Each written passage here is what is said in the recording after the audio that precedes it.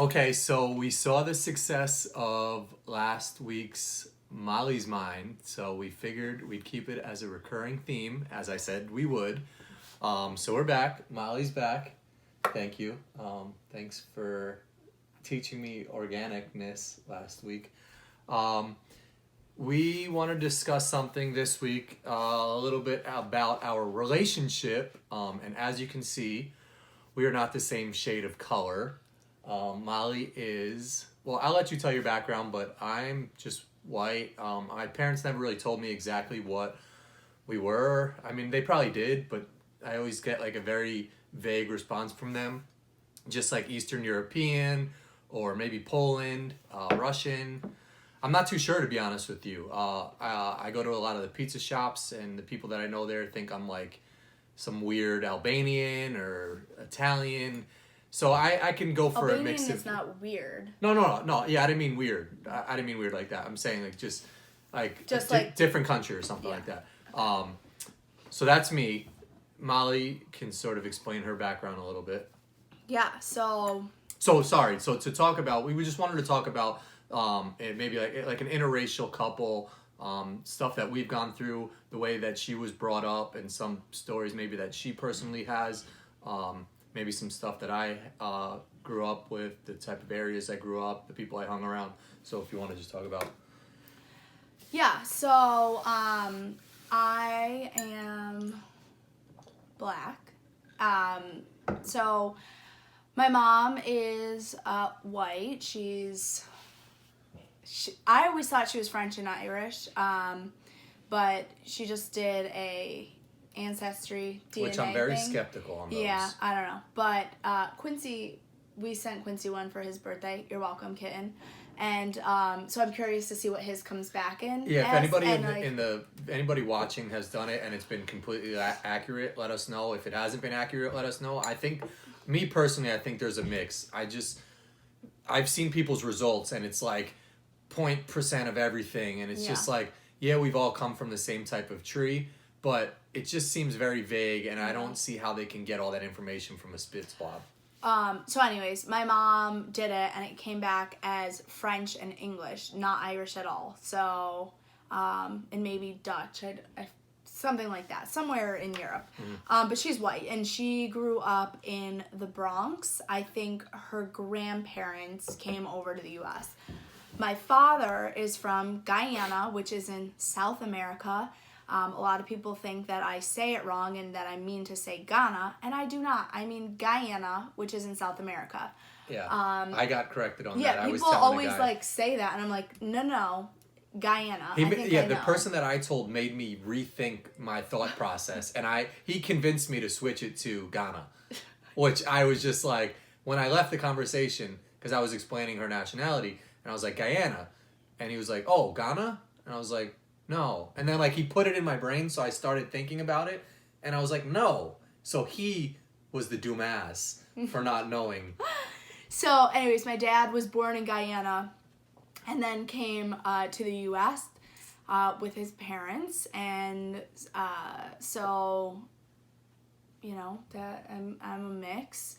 And my dad grew up in Brooklyn when he came here, and my mom in the Bronx, and then they met at summer camp, and then they had some kids, and that's really and her grandmother still lives in Brooklyn, and is very, what is it, Guyanese, yeah, she has a Guyanese accent, huge accent, and you know, her father still is pretty traditional in the sense where, I mean, like, he's makes a lot of Guyanese foods, and the food is phenomenal. If you're in Rochester, New York, good food. So that's her background. Yeah, so that's how I grew up. So I grew up, my parents are both from the city, Brooklyn, the Bronx, that's where they were raised, and I grew up in Farmington, New York. So someone in the comments one time said, when Corin like mentioned it was cold here, someone was like, oh, you have to go to Rochester, and I was like, we've been to Rochester because I'm from Farmington. And Chicago's colder.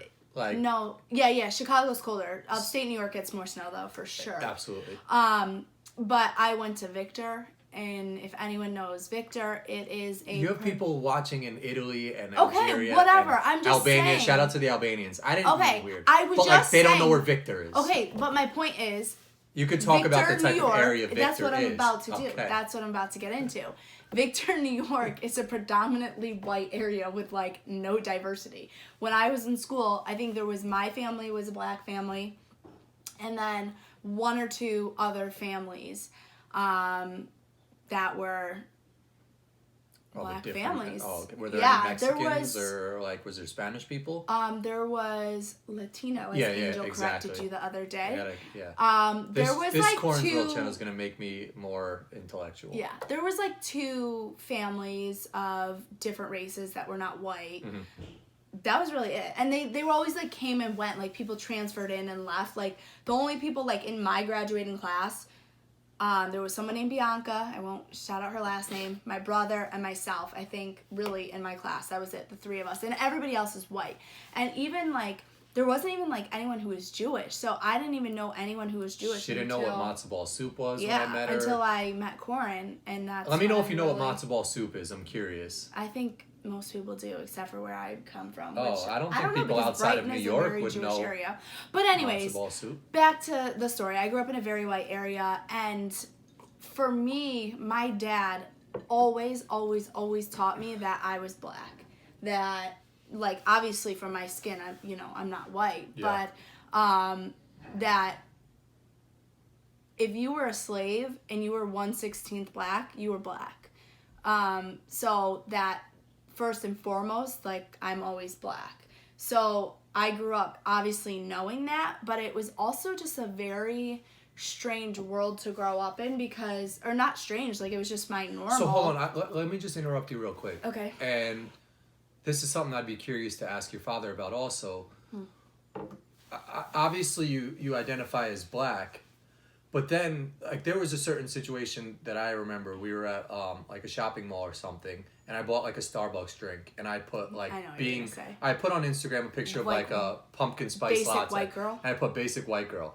And you made a great point, which I didn't even think about, but it's just like, why is it just white girl and not basic black girl too? Or just basic girl. Basic girl. So I guess some people's question would be like, why, like, identify as black when we should just be all one, Well, I mean, you have to identify as something. Like, when you get a job, you have to self-identify. I mean, it's optional, but I always put two or more races, or I put black and Caucasian. Mm-hmm. Like, I always just put both because, I mean, that's just how... I mean, if someone were to ask me, like, I would say I'm obviously black, but I always put two or more races, or black and Caucasian. I just do. I don't know. But instead of black, shouldn't it be, like, Guyanese? No, but that's not... That would be, like, instead of Caucasian, shouldn't it be Dutch or French or German, like, on those papers? So it's basically just saying, what is the color of your skin?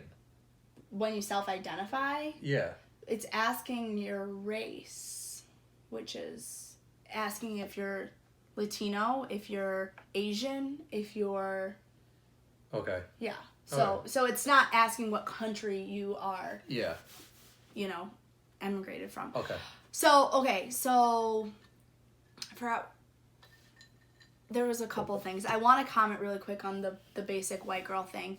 Drives me insane because I'm not white, I can't like a pumpkin spice latte, which I do not like pumpkin spice lattes, which is besides the point.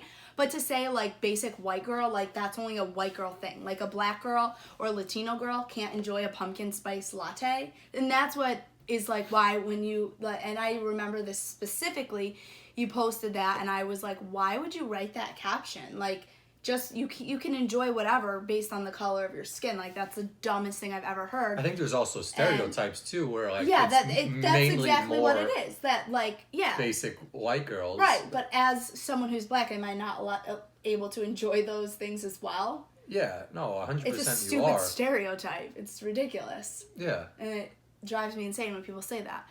But anyways, back to growing up. So I was always told, regardless of how little amount of black you are, you're black. And then I think of our daughter, who is paler than a lot of white people. She is very fair skin. And if you look at her, I've had people ask me if I'm her babysitter. Looking at me and her, she looks like, from the color of our skin, we look nothing alike. If you look at our baby pictures, we look very similar, but based on the color of her skin, she won't grow up, I don't know, thinking like I'm black, but she is, which is just, She'll also grow up in a strange. different area that you grew up in, which is probably a little bit more diverse. I want her to be in a diverse area where, because this is really crazy to say, and it's also like, I feel almost embarrassed to say this. I have no black friends. Like, I really don't. I have family. I have a ton of family from Guyana, from, who are from here.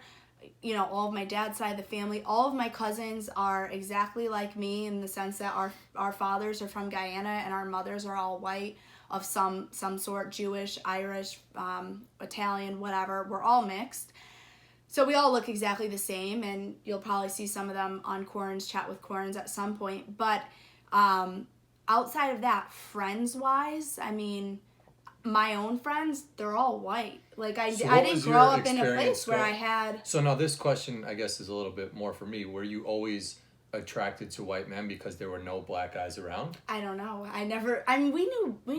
We did karate, and it was very diverse there. And, like, I did karate from the time I was 3 until high school, until I got my black belt. Because it's an interesting question, because, if you grow up in only an area where you're surrounded by white people... And then what you see on TV, obviously, a lot of actors are white. Well, yeah, I was watching, like, BET and stuff. Yeah, but I wasn't. I wasn't allowed to watch that No, stuff. but, like, a lot of black communities or a lot of Latino communities, it's like they only grow up with that race around them. So, that's why a lot of people just... I did go to summer camp where my parents met, Camp McAllister, and I had a boyfriend at camp whose name was Edwin, and he was Latino. Oh, okay. So... Well, I'll say for me personally, growing up, I grew up in an area that there was black people, there was Latino people, there was Asian people, Russians, like, there was just a good mix of everybody. So yeah, like a nice melting pot. A nice melting pot, and that's what I think... Ideally, my wife looks like a nice melting pot. No, but I don't know. I think I had a wide range of always, like, girls when I was growing up, to, like, different nationalities or whatever. It is interesting because you grew up, obviously, in a very similar... you and your brother didn't go to the same high school, but you grew up in Westchester. Your stepbrothers grew up in Westchester. And every single one of you has a wife or fiance who is not white. I would say speaking as a white male, all the white males listening, do yourself a service. I think there is more to white girls. I think just like... What? No, it's like... There's more to white girls? No, not more to white girls. I think, like, other ethnicities are like... There's more, like, more fun. Like, like... When I don't think that's a fair stereotype to white girls, but I think I've said this to Angel. I think, like, when you go to DR or Colombia, like, the culture is different. And for some, but an Italian person, like, a strong Italian culture, like, that's true. Good food, good culture. Yeah. You know what I mean? Like, yeah. I think that's not Italians a fair... have great food. Yeah, that's not a fair statement to make. Okay.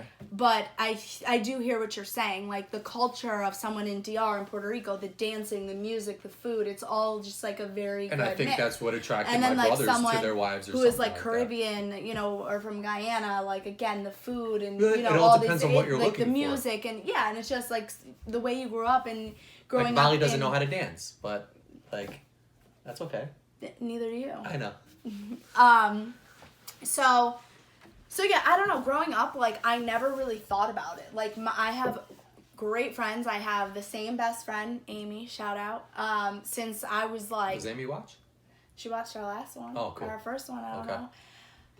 Same best friend since before I remember. We were in diapers together, and grew up. Never felt any type of way around her. Family, anything. Like, I never felt any type of way. And then all of my other friends also throughout my life have never made me feel any type of way based on the color of my skin, and I feel very fortunate for that. I did have one time in high school over IM, instant message. Did you call it AIM or AIM? We used to call it AIM where I'm from. Corin 11. So over AIM, this girl in high school messaged me and called me the N-word. And I don't say that word for, I don't feel a need to, but that's what she called me. And were you fighting? Yeah, like just being nasty, petty girl. Like high school was just... Yeah. Was a cheerleader, lacrosse player, and just drama always with me. So, that was the first time that ever happened. And then in college, someone came to my dorm room and taped a Chinese menu on my door as a racial thing because I look Asian, which I have some Asian blood. And so that was very offensive. And then my roommate, who I did not get along with, called me a monkey. And so I can count on my hand 3 times where I personally have had interactions like that. So not very few. I know my brothers playing hockey. Well, yeah. You could say those stories. I know. I'm just saying, like, I know they experienced it in different ways than me. But for me personally, I had a great group of friends in high school. I never felt any type of way. And then in college, I had really great friends aside from, those 2 instances. And in my adult life, I've never really felt any type of way. So I feel, I don't, in my life and with you and your family, like, I never really think about my skin color. It's not the first thing I think of. But I'm also very aware of other people and all of the things that happen, and just racial inequality and all of these different things. And I just personally, I don't have people coming up to me and calling me the N-word every day or anything like that. I've just never experienced that. I'm not naive to what goes on, though. Yeah. No, I mean, I'll speak for our relationship. I don't think we've ever had anybody say anything to us or a situation where someone looked at us, but there are people out there that I'm sure that happens to all the time, And let me just back up. I love to back up. I did have a boyfriend in high school, stupid high school relationships, whose parents did not want me dating him, an Italian guy, because of my family, the color of my skin. And I was not allowed to meet, like, his grandparents because they were, like, not okay with him dating someone who was black. So yeah, I mean, it's interesting. I mean, that stuff still goes on, just because once you start going, deeper into families' generations, you're more likely to come across someone who lived in a time where that was more normal. But so, not even going deeper in. Like, look at what that, you and Angel were just talking about a couple weeks ago with that those college kids. Yeah. So I think everything gets resurfaced. Well, that's the thing, is these kids are raised that way. They're not being taught by their parents. Their parents are teaching them that. Yeah. They're not being raised as people to be open and accepting of all of this stuff. They're being raised to think that they're superior and that type of behavior and that type of language is okay, and it's not, and it's disgusting. Yeah, but, and also I don't think I'm not in these schools, but a lot of the times these schools aren't teaching the same things that are being taught in, more like liberal type states. So maybe they're not learning about, civil rights the same way that another school learned about it. Yeah. But I wouldn't even say, like, liberal type states. Would you not think in Westchester there's pockets of New York where, then if you go in Manhattan or New Rochelle or White Plains where there's more, or Portchester where there's more diversity, they're taught in a way than if you go into a Rye or a Scarsdale, it's taught, and I don't know because I'm not in those schools, but you would think the areas that are not diverse, I think that in those areas, and they're very affluent. Those areas it stems more from obviously our president, whereas in states probably, I don't want to put states on blast, but like more southern states where actual slavery took place and the families that live there had a more direct relationship with slavery, whether it's their grandparents or something like that. That stuff is being taught because it's a generational thing where these kids in a more affluent neighborhood like Westchester are learning this stuff from our president or something. It's more of like a second-hand racism, whereas these places are being taught it I don't directly. really agree with I don't that. know. Yeah, I don't agree with that point, but that's okay. Whatever. I just it sucks that stuff still goes on, whether it's being taught from their parents or the kids are learning it directly from something they've seen on TV.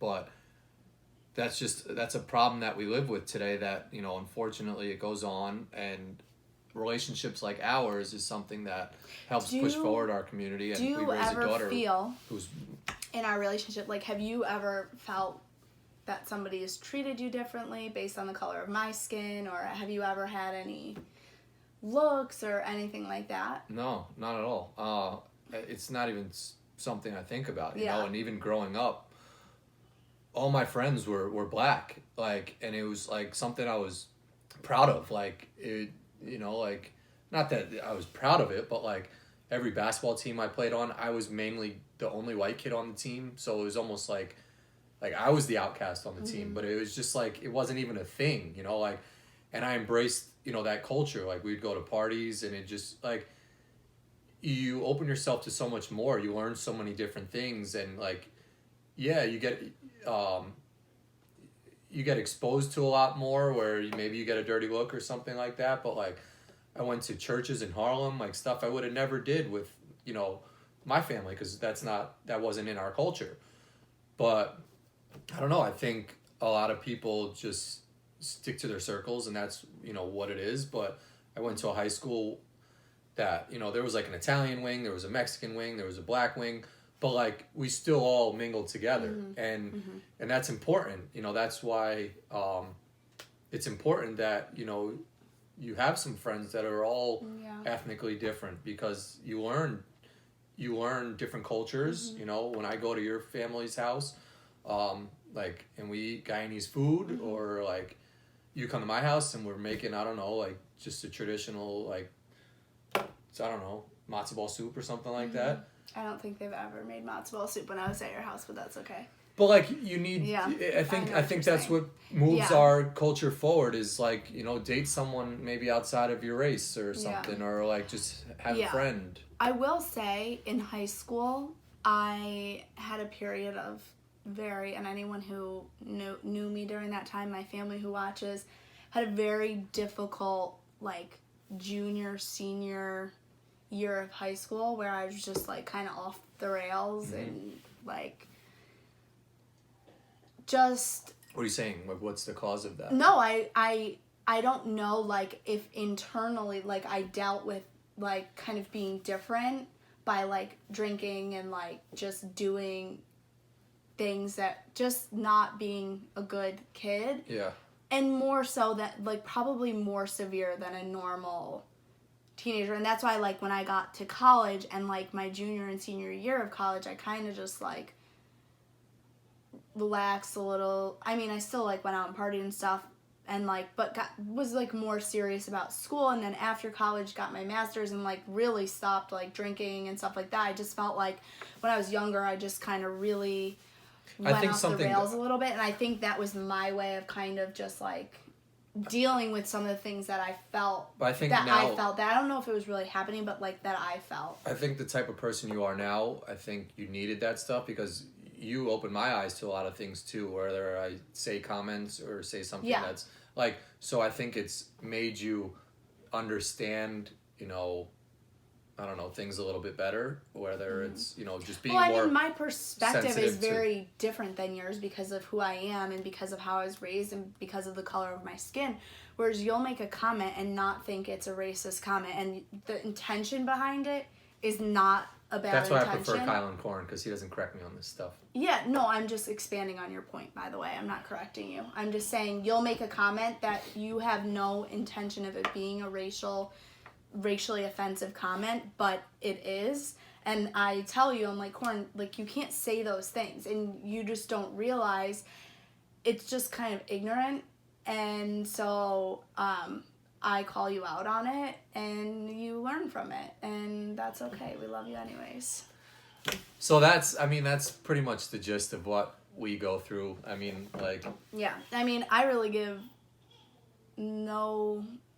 I was going to say something, but I'm not going to use that word. I really just don't care. if people give us looks, or if people think my daughter is not my daughter because her skin is a different color than mine. And I tell her that's more on the other person. Exactly. And so it's like, if you getting mad is making them win. I wasn't, like, when this woman came up to me and she's like, oh, are you her babysitter? And I was like, no, I'm her mom. Like, I'm not going to, like, take that with me and carry it with me and, like say something. Like, I just corrected her, no, I'm her mom.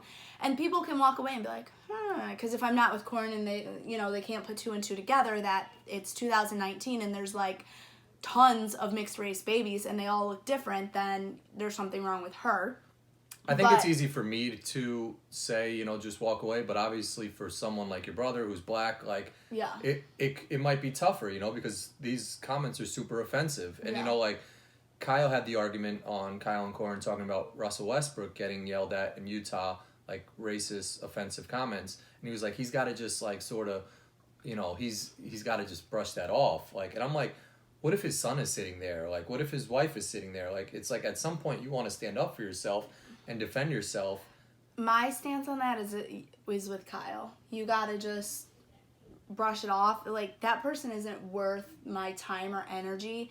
Like, if somebody, and you know, I'm a very, like, reactive person. Like, I have. It's tough. I mean, like. But I mean, and this is probably because I spent so many years in a dojo, and what you're taught, you self-defense, and, you know, you never attack someone. Like, my brothers, all the stuff they've been through, again, you'll talk to them about this, like, they don't get in fist fights at the bar when someone makes a comment. Like, first of all, you never know if somebody's carrying a weapon. You never know if that person is crazy. Like, you just don't know. So going off on someone.